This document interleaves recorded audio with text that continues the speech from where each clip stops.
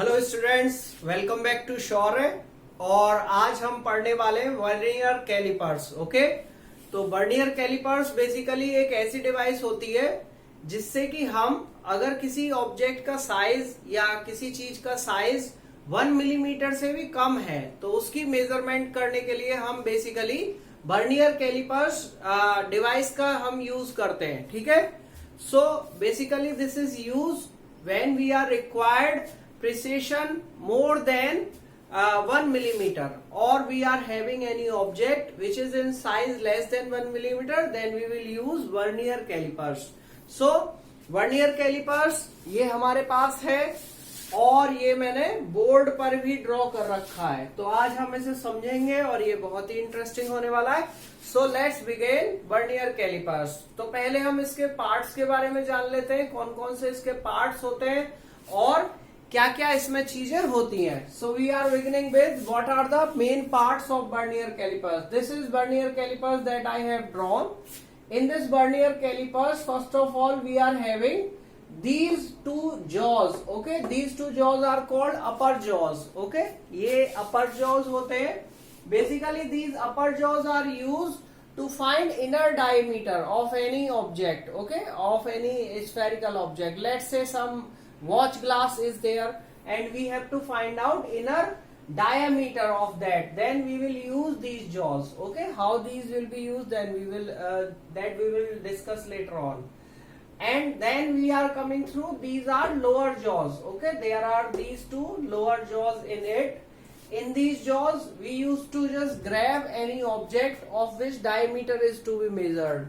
Let's suppose we have to measure diameter of some sphere, then we will grab these jaws, grab that sphere between these jaws. Okay, in jaws के बीच में हम उस sphere को लगाएंगे और तब उसकी diameter को measure करेंगे। Then we have vernier scale. ये हमारे पास एक इसमें इस तरीके का वो बना रहता है कॉलम, और इसमें हमारे पास ये जो डिविजन्स हैं, ये आप डिविजन्स देखेंगे तो इनको हम वर्नियर स्केल बोलते हैं, वर्नियर स्केल डिवीजन बोलते हैं। This is vernier scale. Okay, then we come to this part. This part is called, इसमें नीचे की तरफ सेंटीमीटर्स में मार्किंग होती है और ऊपर इंचेस में मार्क होती है, and this is called its main scale. इसको हम मेन स्केल बोलते हैं। Then we come to this part, this is called a strip. Okay, this is a metallic strip basically, and this metallic strip is used to find out depth of any particular object, like we may have a glass, okay, and of which we have to measure depth, then this strip will be used. Here we have a fixing screw. This is the fixing screw. Fixing screw basically अगर हमें कोई measurement fix करनी है, उसे हम चाहते हैं कि उसकी मेजरमेंट एक बार हम फिक्स करके दोबारा हमको वो मेजर ना करनी पड़े, तो इस फिक्सिंग स्क्रू को टाइट कर देते हैं इन जॉज को फिक्स करने के लिए। Then we have this moving screw. इस मूविंग स्क्रू की हेल्प से ये जॉज को, अपर एंड लोअर जॉज को मूव कराया जाता है। तो देखिए, इसको अगर मैं यहाँ पर शो करूं आपको, तो ये आप देख रहे हैं, ये मेरे पास वर्नियर कैलिपर्स है। ओके, एंड वर्नियर कैलिपर्स में अगर आप देखोगे तो मैं इस पार्ट्स को आपको इंट्रोड्यूस करा रहा हूं। तो इसमें आप देख सकते हो, ये जो है ये अपर जॉज हैं जो मैंने यहाँ पर इंडिकेट कर रखे हैं, ये दोनों। ये है लोअर जॉज, ये है लोअर जॉज। ओके, ये जो दोनों मैंने डायग्राम में दिखाए हैं। उसके अलावा ये हमारे पास फिक्सिंग स्क्रू होता है ये, and this is moving screw. इस तरीके से ये अपर जॉज लोअर जॉज एक साथ मूव करते हैं, and this is our strip. Okay, this strip is also controlled by this screw. इस स्क्रू से इस स्ट्रिप को हम कंट्रोल करते हैं। Moreover, if you will focus, then here we have inch. Okay, inches are written, and here we have centimetres. Okay, and this is basically vernier scale. तो vernier scale में आप देख रहे हैं यहाँ पर डिवीजन है, तो ये डिवीजन जो होते हैं इनको हम वर्नियर स्केल डिवीजन बोलते हैं। ये जो मेरी फिंगर्स के ऊपर दिख रहे हैं आपको। ओके, और ये इस तरीके से इस पर स्लाइड करता है, किसकी हेल्प से? इस स्क्रू की हेल्प से। जब आप इस स्क्रू को इस तरीके से आप करोगे, this is called main scale. ये मेन स्केल होता है। ओके, तो ये हमारे पास वर्नियर कैलिपर्स हो गया, और इसको हमने इंट्रोड्यूस करा दिया इसके सारे पार्ट्स को। अब देखिए इसमें क्या क्या इंपॉर्टेंट चीजें होती हैं और इससे हम कैसे मेजरमेंट कर सकते हैं, इसके लिए मैं आपको कुछ चीजें बता रहा हूं। सबसे पहले फ्रेंड्स हमको ये समझना पड़ेगा कि how to find out vernier constant और लीस्ट काउंट, कि हम इसकी लीस्ट काउंट कैसे फाइंड करते हैं। लीस्ट काउंट किसी भी स्केल के लिए वो काउंट होती है, मिनिमम काउंट होती है, मिनिमम मेजरमेंट जो उस स्केल से या जो उस डिवाइस से की जा सकती है। जैसे हमारे पास ये एक जनरल स्केल होता है, तो इस जनरल स्केल से हम एटलीस्ट मिनिमम मिलीमीटर तक हम मेजर कर सकते हैं। तो इसकी जो लीस्ट काउंट है वो मिलीमीटर है, 1 मिलीमीटर तक हम इससे मेजर कर सकते हैं। और अगर हमें और कोई ऑब्जेक्ट जो 1 मिलीमीटर से कम साइज की है तो उसे मेजर करने के लिए हमें ये डिवाइस वर्नियर कैलिपर्स यूज करना पड़ेगा। तो इसकी लीस्ट काउंट हो गई इस स्केल की 1 मिलीमीटर, और इसकी लीस्ट काउंट हमें फाइंड करनी पड़ेगी। तो लीस्ट काउंट को हम वर्नियर कांस्टेंट भी बोलते हैं। तो इसकी लीस्ट काउंट कैसे फाइंड करते हैं, let's begin and let's understand it. तो लीस्ट काउंट फाइंड करने के लिए हमें एक फॉर्मूला यूज करना पड़ता है। लीस्ट काउंट फाइंड करने के लिए हम देखेंगे कि हमारे पास ये वर्नियर स्केल में जो डिविजन्स होते हैं, ये होते हैं divisions 10, these are vernier scale divisions. तो ये वर्नियर स्केल डिवीजन होते हैं और इनको हम कैपिटल वी से डिनोट करते हैं। Okay, here we have denoted with capital V vernier scale से। अब क्या होता है, हम ये देखते हैं कि ये जो total number of vernier scale division है ये कितने मेन स्केल डिवीजन से कोइंसाइड करते हैं। तो हमने यहाँ पर लिख रखा है, लेट्स से कि यहाँ पर मेन स्केल के small n number of divisions जो है वो एग्जैक्टली वर्नियर स्केल के एन डिविजन्स के इक्वल है। Okay, so we are saying के जो n division of vernier scale है, यहाँ पर n division of vernier scale कितने मेन स्केल डिवीजन के बराबर होते हैं, तो वो मेन स्केल n-1 डिविजन्स के बराबर होते हैं। तो यहाँ पे हम देखेंगे कि अगर यहाँ पर 10 डिवीजन है वर्नियर स्केल पे, तो वो मेन स्केल के 9 डिवीजन से कोइंसाइड करेंगे। तो इनको हम यहाँ पर लिख लेते हैं, it is n multiply division of vernier scale equals to n-1 multiply main scale division. Okay, इस फॉर्मूले को यूज करके हम लीस्ट काउंट या वर्नियर कांस्टेंट की वैल्यू निकालते हैं। इन दोनों को हमने इक्वल रख दिया, इसमें s की मल्टीप्लाई कर ली, where s is main scale division. ठीक है, इसकी मल्टीप्लाई कर ली। इसकी मल्टीप्लाई करने के बाद हमने इस वाली क्वांटिटी को इसके साथ ले गए और इस s को इधर ले आए। तो ये क्वांटिटी इसमें से हमने स्मॉल n कॉमन लेकर और स्मॉल n कॉमन लेके ये जो s माइनस v है, बेसिकली ये s माइनस v क्वांटिटी क्या है, एक जो हमारे पास मेन स्केल डिवीजन होता है उसमें से हम वर्नियर स्केल डिवीजन की वैल्यू को माइनस कर देंगे तो हमारे पास लीस्ट काउंट या वर्नियर कांस्टेंट आ जाता है।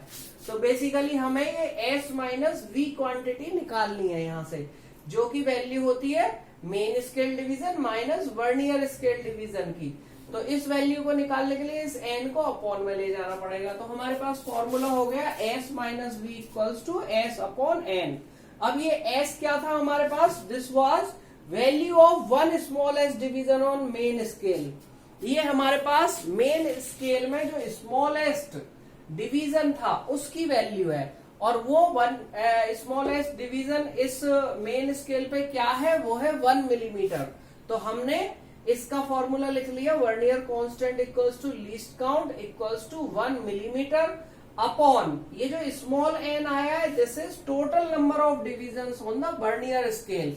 वर्नियर स्केल पे हमारे पास कितने टोटल डिवीजन है, तो वर्नियर स्केल पे यहाँ पे हमारे पास केवल टोटल डिवीजन नंबर ऑफ 10 है।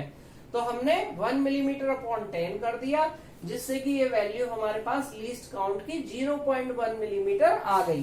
तो आप देखोगे कि इस वर्नियर स्केल से जो हम मिनिमम कैलकुलेशन कर सकते हैं, मिनिमम मेजरमेंट कर सकते हैं, वो 1 मिलीमीटर का भी 10th पार्ट हम मेजर इससे कर सकते हैं। That's why this is used to measure less than 1 millimetre also.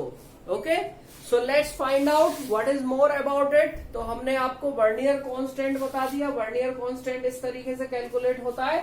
अब आपको जब आप वर्नियर कांस्टेंट निकालना सीखोगे तभी आप इस वर्नियर स्केल को, वर्नियर कैलिपर्स को यूज कर सकते हो।